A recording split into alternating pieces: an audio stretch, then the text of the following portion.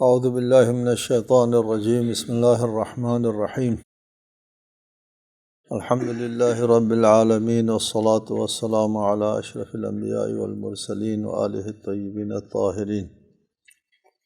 اعوذ باللہ من الشیطان الرجیم اذ انتم بالعدوة الدنیا وهم بالعدوة القصوى والركب اسفل منکم وَلَوْ تَوَاعَدْتُمْ لَاخْتَلَفْتُمْ فِي الْمِيعَادِ وَلَكِنْ لِيَقْضِيَ اللَّهُ أَمْرًا كَانَ مَفْعُولًا۔ جنگ بدر کے بارے میں ہے یہ آیت، سورہ انفال آیت 42۔ اذ وہ وقت یاد کرو جب انتم بالعدوۃ الدنیا تم قریبی جانب تھے۔ عدوہ ناکے کو جانب کو کہتے ہیں، نزدیک ترین ناکے پر تھے۔ وہم اور دشمن بالعدوۃ القصویٰ دور ترین ناکے پر تھے۔ نزدیک اور دوری سے مراد مدینے سے دور اور مدینے سے قریب جانب تھے۔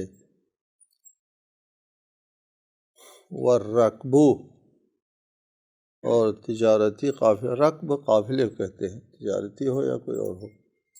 والرکب قافلہ اسفل منکم تم سے نیچے کی جانب تھا۔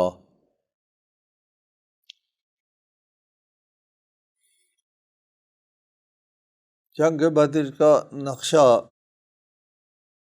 بیان فرمایا جا رہا ہے۔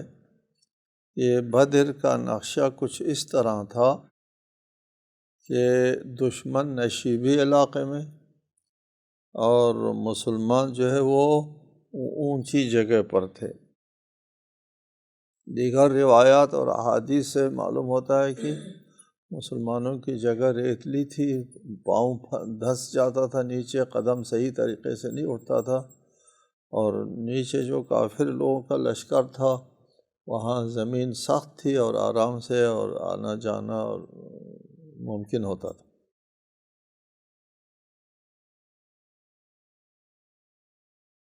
یہاں پر پہلے بھی ذکر ہوا کہ بارش ہوتی ہے، بارش کی وجہ سے مسلمانوں کے لیے جو نرم زمین تھی وہ سخت ہو جاتی ہے، پانی نہیں تھا، پانی مل جاتا ہے، اور نچلا علاقہ جو ہے وہ نشیبی میں ہونے کی وجہ سے وہاں کیچڑ ہو جاتی ہے، اور کافروں کے لیے آنا جانا جو ہے وہ مشکل ہو جاتی ہے۔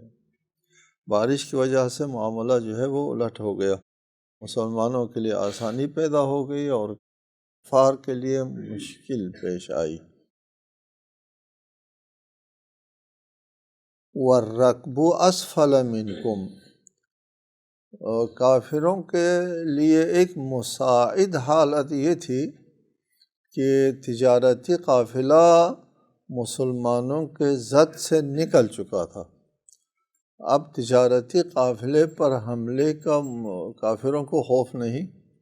ایک دوسری بات یہ، تجارتی قافلہ جو ہے وہ کافروں کو کمک پہنچانے کی پوزیشن میں ہو گیا تھا، لہٰذا یہ بھی ایک بات تھی کہ یہ قافلہ، تجارتی قافلہ مسلمانوں کے زد سے نکل جانا یہ بھی مسلمانوں کے حق میں نہ تھا۔ اب اللہ تعالیٰ اس جنگ کے لیے مسلمانوں کو کامیاب بنانے کے لیے براہ راست قدرت قاہرہ سے کام نہیں لیتا کہ خدا خود مسلمانوں سے، اسلامی لشکر سے اور بدریوں سے ہٹ کر اپنی قہاریت جو ہے وہ استعمال میں لے آئے اور فتح مل جائے۔ اس کی کوئی فضیلت نہ ہوئی، اس کا مسلمانوں کو کوئی عمل داخل نہیں ہوا۔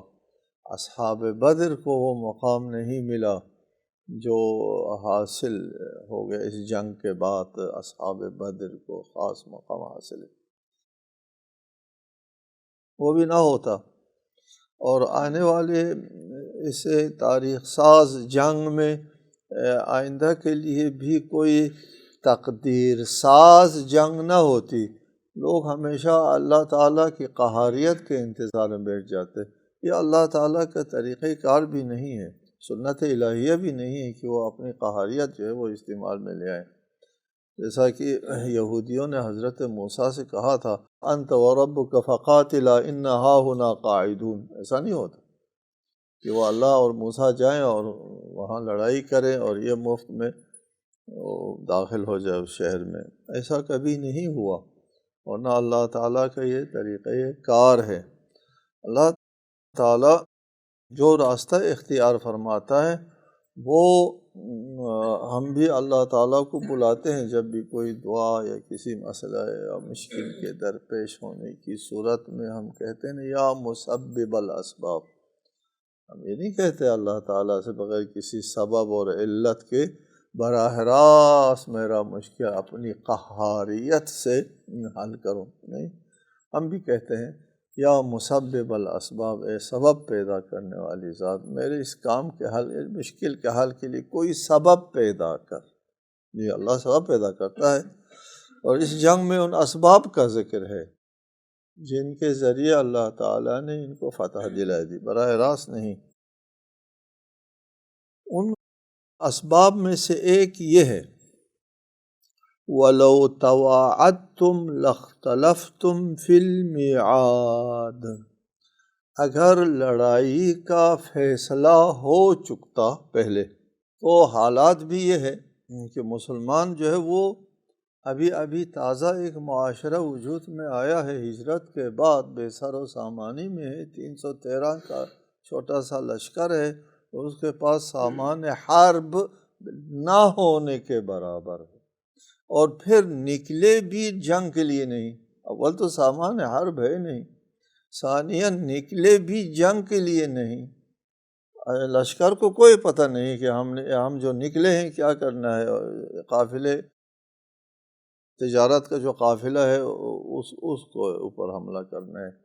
سب میں یہ بات پھیلی ہوئی تھی کہ ابو سفیان کا قافلہ جو ہے وہ واپس آ رہا ہے شام سے مکہ جانے کے لیے، اور ہم راستے میں ان کو پکڑ سکتے ہیں، اور بہت مال ہے اس کے ساتھ، بڑا مال ہے۔ ذہنوں کے اوپر یہ بات سوار تھی، لڑائی کے لیے نکلے بھی نہیں تھے۔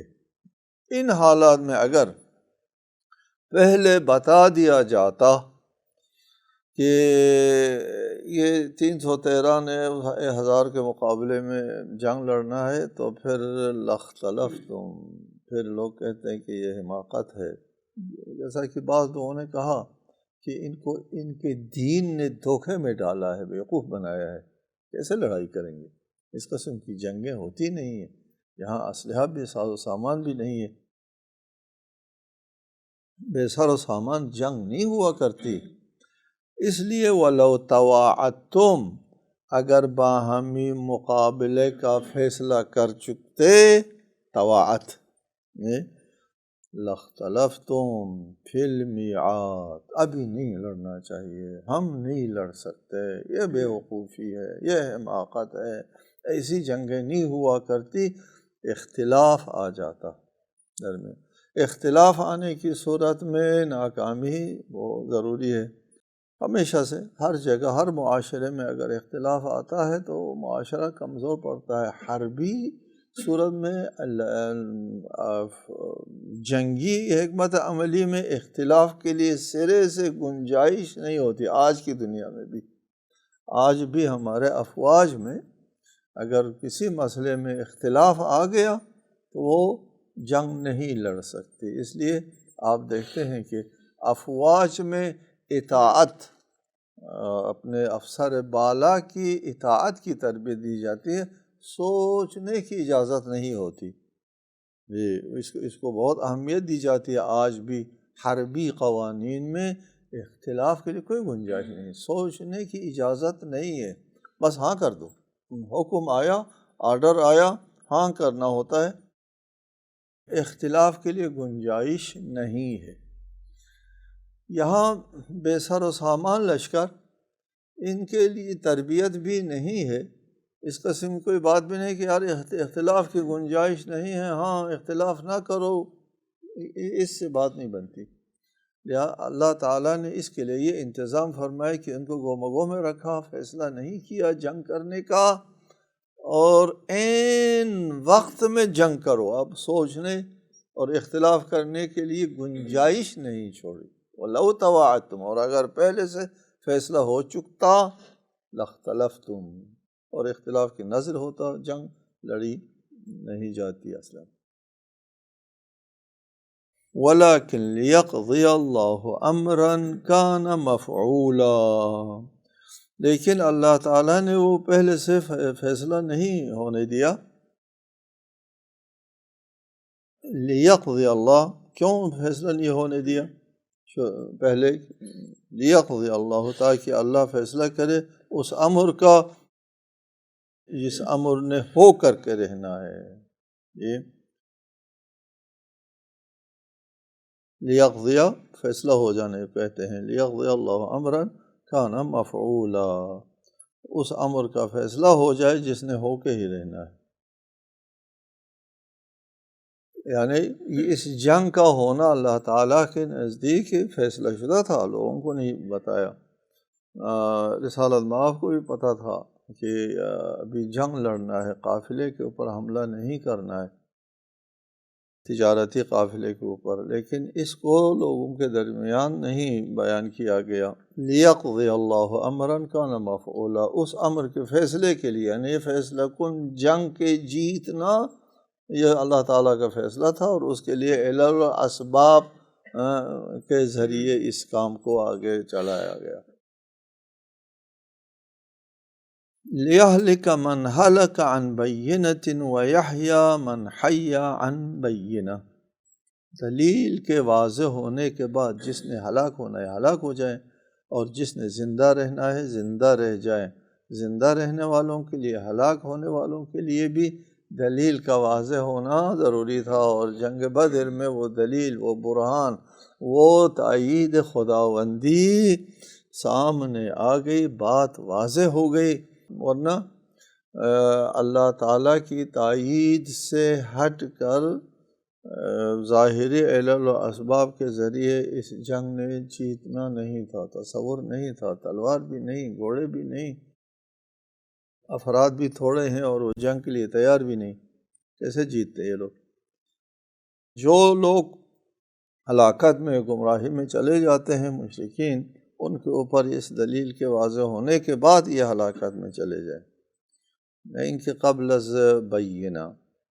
اور جو لوگ زندگی حاصل کرتے ہیں، زندگی سے مراد اسلام، دین اور ایمان ہے، ایمان کی زندگی جو لوگ حاصل کرنا چاہتے ہیں وہ تقلیدی نہیں ہو، اپنے آنکھوں سے دلیل اور برہان کو دیکھ کر کے وہ اس ایمانی زندگی کو اختیار کرے۔ یہاں پر ایک مسئلہ ہوتا ہے ہمیشہ کہ کسی موقف کے قبول کرنے یا کسی موقف کے رد کرنے کے لیے دلیل کی ضرورت ہوتی ہے۔ دلیل سے پہلے، برہان سے پہلے نہ آپ کسی موقف کو اختیار کر سکتے ہیں، نہ کسی موقف کو رد کر سکتے ہیں، کسی مسئلے کو رد بھی نہیں کر سکتے اور قبول بھی نہیں کر سکتے۔ اگر دلیل نہیں ہے اور بغیر دلیل کے آپ کسی چیز کو قبول کرتے ہیں تو وہ درست نہیں ہے، آپ کا وہ ایمان قابل قبول نہیں ہے۔ رد کرتے ہیں تو بھی تعصب ہے، تنگ نظری ہے، بھائی دلیل نہیں ہے لہٰذا بغیر دلیل کے تم نے کیسے رد کر دیا؟ کسی مسئلے کا رد کرنا بھی دلیل کے محتاج ہے، قبول کرنا بھی دلیل کے محتاج ہے۔ یہاں پر رد کرنے والوں کی کا ذکر بھی ہے اور قبول کرنے والوں کا بھی ذکر ہے، دونوں کو دلیل چاہیے۔ جو لوگ اس چیز کو رد کرتے ہیں، دلیل آنے کے بعد رد کرنے کا مطلب یہ ہوا کہ ان کا انکار دلیل نہ ہونے کی وجہ سے نہیں تھا، عدم ایمان دلیل نہ ہونے کی وجہ سے نہیں تھا۔ یہ لوگ آئے دن معجزے طلب کرتے تھے اور معجزہ دیا نہیں جاتا تھا، لہٰذا یہ دلیل نہیں بنتا کہ وہ معجزہ نہ ہونے کی وجہ سے وہ ایمان نہیں لائے۔ نہیں، ایمان کے لیے وہ معجزہ نہیں ڈھونڈ رہے تھے، دلیل یہ ہے کہ جب معجزہ آتا ہے تو وہ ایمان نہیں لے آتے۔ پتہ چلتا ہے کہ وہ ایمان کا نہ لانا دلیل کے نہ ہونے کی وجہ سے نہیں تھا۔ یہ لوگ جو ہلاکت میں پڑ گئے ہیں کہ یہ دلیل کے آنے کے بعد ہلاکت میں پڑ جائیں، حجت پوری ہونے کے بعد ہلاکت میں پڑ جائیں، تو اس وقت سوال نہیں آتا کہ اگر دلیل آ جاتی ایمان لے آتے۔ نہیں، لِيَهْلَكَ مَنْ هَلَكَ عَنْ بَيِّنَةٍ وَيَحْيَىٰ، اور جو لوگ زندہ رہتے ہیں ایمان قبول کرتے ہیں، ان لوگوں کا ایمان تقلیدی نہ ہو، ان لوگوں کا ایمان بھی دلیل اور برہان کی بنیاد پر ہو۔ اس وجہ سے اللہ تعالیٰ نے جنگ بدر میں اپنا برہان اور دلیل اور بینہ سامنے کیا۔ اگلی آیت ہے، اس آیت میں بھی اللہ تعالیٰ علل اور اسباب کو پیش فرماتا ہے۔ جی، علل اور اسباب کو پیش فرماتا ہے۔ آپ بھی کسی مسئلے کے سلسلے میں اللہ سے اگر آپ توقع رکھتے ہیں تو یہ توقع رکھ کہ وہ کوئی نہ کوئی سبب پیدا کرے، اسباب پیدا کرنے کے لیے توقع رکھو۔ دیکھو، اسباب میں سے ایک سبب رسالت میں آپ خواب میں دیکھتے ہیں۔ آیت ہے، اذ یریکہم اللہ، وہ وقت بھی یاد کرو جب اللہ تعالیٰ نے آپ کو دکھایا، ہم ان کافروں کو، فی منام کے اپنے خواب میں، قلیلا، تھوڑا دکھایا رسالت میں آپ کو۔ رسالت میں آپ نے راستے میں خواب میں دیکھا کہ مشرکین مکہ مقابلے کے لیے آ رہے ہیں، لڑنے کے لیے آ رہے ہیں، لیکن لشکر تھوڑا سا ہے، تھوڑا سا لشکر ہے۔ خواب میں آتا ہے لشکر تھوڑا سا ہے، کافر کفار کا اور مشرکین کا لشکر بہت زیادہ نہیں ہے، بہت زیادہ نہیں ہے۔ اور پھر آپ نے مسلمانوں کو بتا بھی دیا کہ وہ زیادہ نہیں ہے، تھوڑے لوگ ہیں، پریشانی کی کوئی بات نہیں ہے، ابھی معلوم نہیں جنگ ہوگی نہیں ہوگی، بہرحال جو بھی ہے وہ لوگ آ گئے ہیں، وہاں سے چل پڑے ہیں، لوگ تھوڑے ہیں۔ یہ تھوڑا دکھانا یہ بھی ایک سبب ہے، یہ مسلمانوں کو ہمت دلانے کے لیے۔ وَلَوْ أَرَاكَهُمْ، پھر رسالت میں آپ نے لوگوں کو بھی بتا دیا تھوڑے ہیں۔ یہ تھوڑے کا مفہوم مقصد کیا ہے؟ تھوڑا، یہ تشریح نہیں کی، وہ تھوڑے ہیں، ہمت میں تھوڑے ہیں۔ وہ جنگی جو لوازم ہے اس میں وہ لوگ تھوڑے ہیں، تعداد میں نہیں، استعداد، جنگی استعداد میں وہ لوگ تھوڑے، مراد یہ لیتے ہیں۔ اور پھر لوگ یہ سمجھتے ہیں، اس کو توریہ کہتے ہیں۔ مثلاً آپ کے پاس کوئی آتا ہے مانگنے والا اور وہ مستحق نہیں ہے، اور آپ پیسہ دینا نہیں چاہتے، جھوٹ بھی نہیں بولنا چاہتے، تو اس وقت آپ کہیں گے کہ معاف کرو، میرے ہاتھ میں کچھ نہیں ہے، میرے ہاتھ میں کچھ نہیں ہے۔ اس وقت آپ کے ہاتھ میں کچھ نہیں ہوتا نا، تو آپ بات کر رہے ہیں، یہ مراد لے رہے ہیں کہ میرے ہاتھ میں کچھ نہیں ہے، وہ سمجھتا ہے میرے پاس کچھ نہیں، ہاتھ سے مراد پاس ہے، وہ سمجھتے رہے، لیکن آپ مراد لے، اس کو توریہ کہتے ہیں، ٹھیک ہے؟ آپ کے ہاتھ میں کچھ نہیں ہے۔ وہ کسی مجتہد سے سوال کیا تھا کسی نے، تو کہا کہ میں بہت فقیر ہوں، مسکین ہوں، تنگی میں ہوں، ضیق ہوں، وغیرہ وغیرہ۔ جواب میں فرمایا، اللہ کی قسم میں بھی آپ کی طرح ہوں، ان کی طرح انسان ہے نا، اس میں قسم کھانے میں کوئی حرج نہیں، میں بھی آپ کی طرح انسان ہوں، میں بھی آپ کی طرح عبد خدا ہوں، بندہ ہوں، مکلف ہوں، بہت سی چیزوں میں آپ کی طرح۔ اس نے سمجھا کہ میں بھی آپ کی طرح مسکین ہوں، فقیر ہوں، محتاج ہوں، وہ سمجھتا رہے، لیکن اس کو توریہ کہتے ہیں، جھوٹ نہیں ہوتا توریہ، ٹھیک ہے۔ ایسے واقعات تاریخ اسلام بہت خوبصورت واقعات بھی ہے توریہ کے، اور احکام بھی ہے۔ یہاں بھی رسالت مآب نے کہا تھوڑے ہیں، لیکن وہ استعداد میں تھوڑے ہیں، تعداد میں نہیں۔ آگے ارشاد فرمایا وَلَوْ أَرَاكَهُمْ كَثِيرًا، اگر اللہ آپ کو وہ زیادہ دکھاتا، لَفَشِلْتُمْ، تم حوصلہ ہار جاتے۔ 1000، وہ لوگ 1000 ہے، سبحان اللہ، پھر تو ہم لڑ ہی نہیں سکتے، وہیں حوصلہ ہار جاتے۔ دیکھو وَلَتَنَازَعْتُمْ، پھر جھگڑا بھی کرتے، یار نہیں لڑنا چاہیے، حماقت ہے، بیوقوفی ہے، کوئی جنگ ہے، کیا ہے۔ وَلَتَنَازَعْتُمْ فِي الْأَمْرِ، امر جہاد میں جھگڑا کرتے آپس میں۔ وَلَكِنَّ اللَّهَ سَلَّمَ، مگر اللہ تعالیٰ نے آپ کو، مسلمانوں کو سالم رکھا، نہ جھگڑا ہوا، نہ نزاع ہوا، نہ اختلاف ہوا۔ اِنَّهُ عَلِيمٌ بِذَاتِ الصُّدُورِ، اس لیے کہ اللہ تعالیٰ دلوں کا حال جانتا ہے۔ اللہ تعالیٰ رسول اللہ کے ساتھ جو لوگ موجود تھے، ان کے دلوں کا حال جانتا تھا، کہ اگر صحیح صورتحال بغیر کسی توریے کے، ابھی توریہ سمجھ میں آ گیا نا، رسالت میں آپ کو توریے کا حکم دیا یہاں پر، قلیل دکھا کر اور اس قسم کے اسباب اور ذرائع جو ہے وہ فراہم کر کے اللہ تعالیٰ نے مسلمانوں کو نزاع سے بچا لیا۔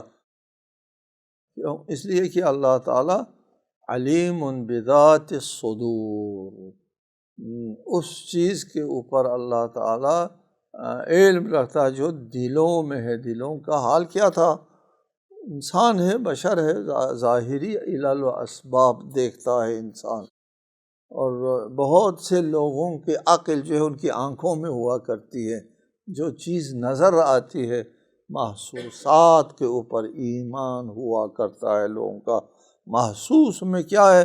وہ بہت لاؤ لشکر کے ساتھ سامان حرب بھی ان کے پاس موجود ہے، اور ہمارے پاس کچھ بھی نہیں ہے، سامان حرب بھی نہیں ہے، افراد بھی نہیں ہے، لڑنے کے لیے آمادگی بھی نہیں ہے، تیاری بھی نہیں ہے۔